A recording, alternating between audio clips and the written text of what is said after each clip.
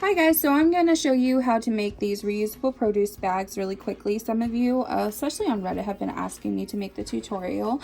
So I'm going to go ahead and do that. They are made from 100% cotton and 100% polyester utility mesh. Now I know some people don't like to use polyester utility mesh for environmental reasons, but it really does last a really long time if it's well taken care of. And it doesn't stain as well or as easy as cotton does. It's really nice to the touch, it's breathable, and it's lightweight. So when you're taking your bags to the grocery store, you're not getting charged for all that extra weight of a bag. So the size bag that we're going to be making today, and I make two different sizes, but this is the bigger bag.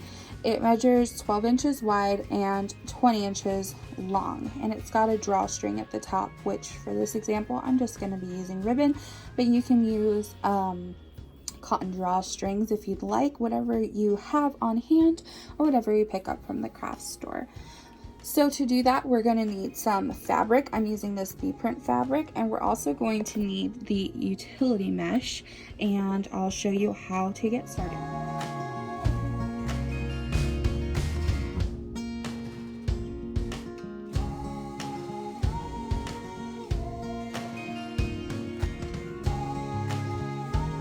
For the bag, we're going to cut out, I have this lined up, our first piece for the bottom. We're going to cut out two identical pieces that are 5 inches long and about 12.5 inches wide. We want a 24-inch piece, and we're doing the 1/2 inch for a seam allowance when we sew the two pieces together. So like I've just shown you, you're going to want to cut out two pieces that are 5 inches by 12.5 inches wide, and then another two pieces that are 3 inches by 12.5 inches wide.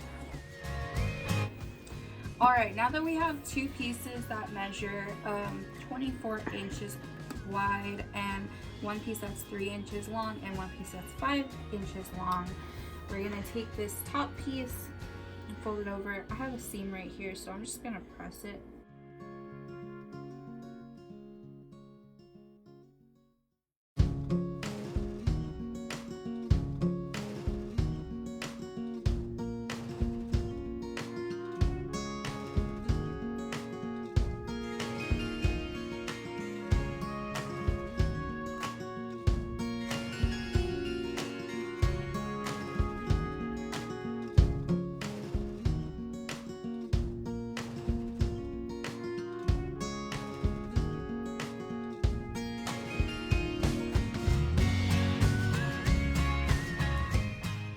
For the bottom piece, so I'm just going to press down a little here. And then all you have to do for this top piece is just fold down the bottom piece. You have to fold down the top about a 1/2 inch or whatever. And then this is the top part where we'll sew our utility mesh to this part. So it's always helpful if you can cut your fabric on a fold for this project, but if you can't, like I can't because I'm using scraps, that's fine. You're just going to cut two identical pieces. I've laid mine out on this cutting board and held it in place with quilting clips that are really helpful. And I'm going to cut a piece that is 15 inches long and 12-ish inches wide. So this part is actually going to be really easy to sew together because it's like the serged end of the bolt. But it's not hard to sew it on a raw edge like this. You just have to pay attention and maybe clip it together or pin it together to keep it together. And then just be careful pushing it through your machine so it doesn't get all caught up. Anytime I start my sewing though, I just always back stitch a little bit. And I'm using a tight length to keep it all secure.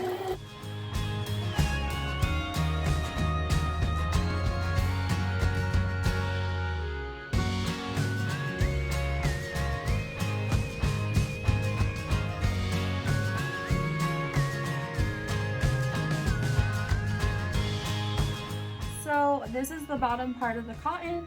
And I apologize if this tutorial is all over the place, but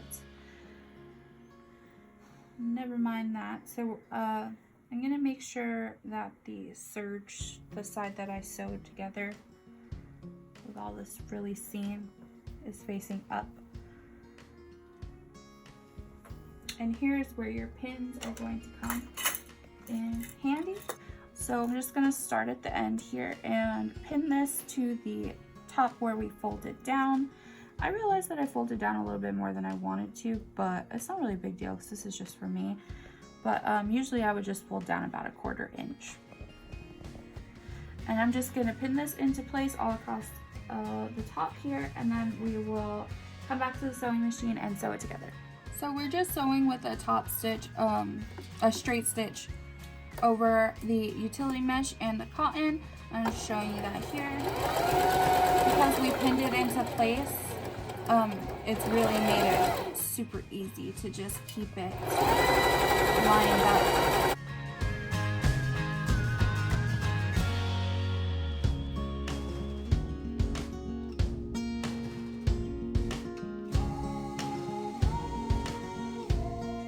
So, because we folded in, this is the top part, because we folded in the ends, obviously this top part is going to be a little shorter than the bottom part, right?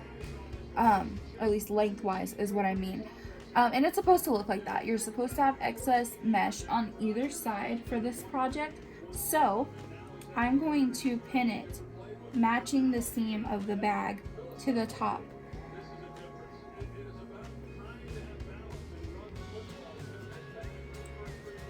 And then keeping in mind that I'm going to have excess on either side, I'm just going to pin it. And I'm going to do the same thing that we did to the bottom and straight stitch down over to attach the mesh to the top of the bag. And then afterwards, when that's done, we're going to fold this top over the mesh and sew these two parts together with a straight seam, and you're going to leave the ends on both sides open so that we can fish our drawstring through it, and I'll show you how to do that now.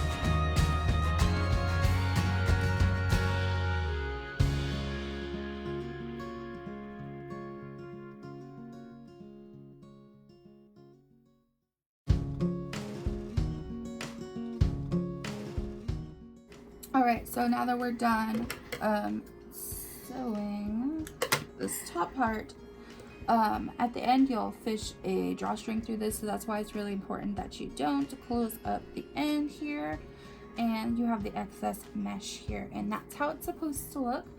So now we're gonna fold it with the wrong sides out, and we're going to line up our edges with the bottom of the bag.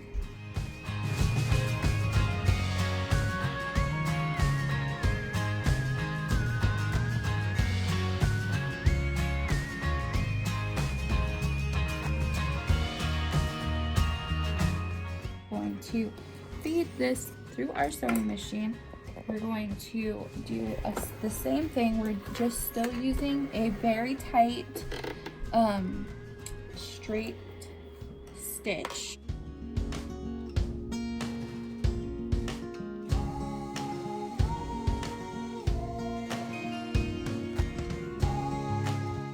So now we're going over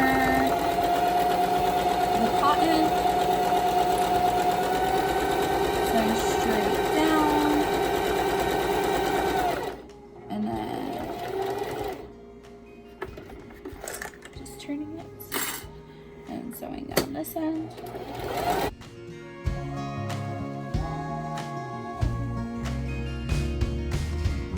Okay, so now that our bag is sewn, I'm going to show you how to make the drawstring. For this part, I am just using ribbon. That's what I have on hand. I like it. I've not had problems with it being hard, but I am thinking of switching to cotton drawstring if I can find it reasonably priced somewhere. But for now, I just take like 40 inches of ribbon and I fold it in just a little bit, and I just put it under the sewing machine foot to do just a little straight stitch over the ends to prevent fraying.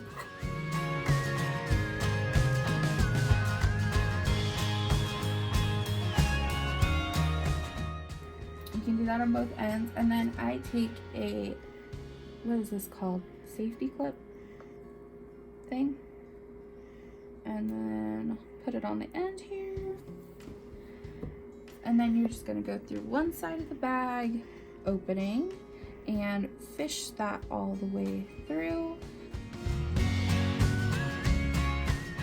Okay, so we fished all the way through here. Take this part on. All right, now we're just gonna turn our bag inside out.